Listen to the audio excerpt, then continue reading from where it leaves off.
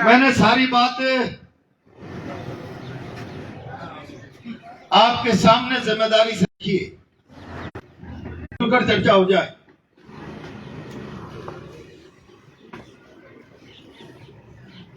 और सामूहिक चर्चा के बाद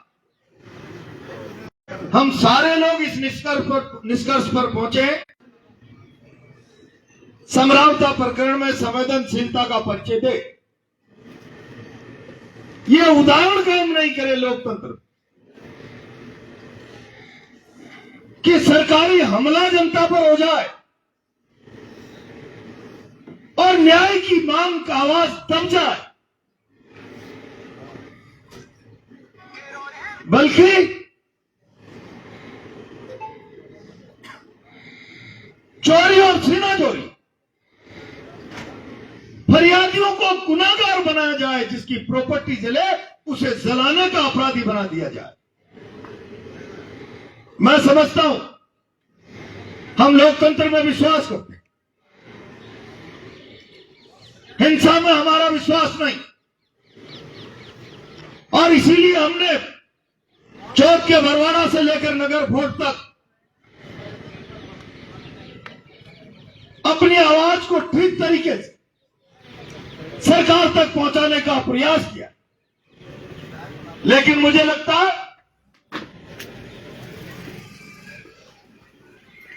इस सरकार की मंशा समरावता प्रकरण में लोगों को न्याय दिलाने की नहीं, और ऐसा हुआ तो यह बहुत अन्यायपूर्ण बात होगी। और शायद हो सकता है सरकार की मंशा इसलिए भी नहीं कि समरावता को न्याय पुनर्भरण,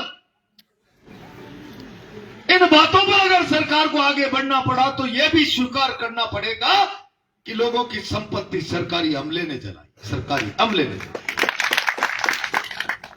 शासनिक तंत्र के अपराध पर पर्दा डालने के लिए न्याय की भावना का अगर ये सरकार कत्ल करना चाहती है तो फिर चलाओ लाठी गोली, और हमारी आवाज बंद नहीं हो सकती।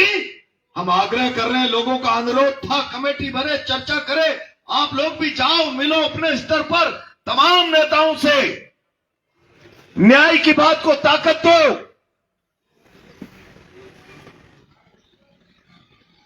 सरकार में भी बात कर लो, और नहीं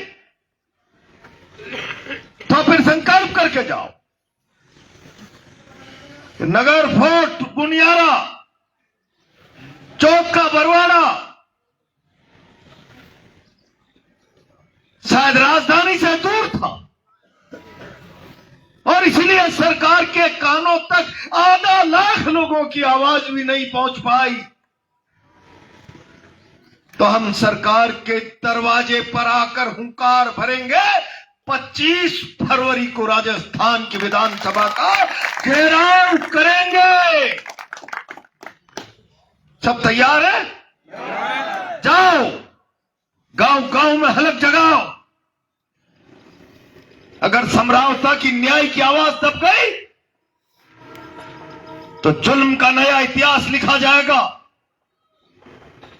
फरियादी दोषी, अपराधी सुरक्षित।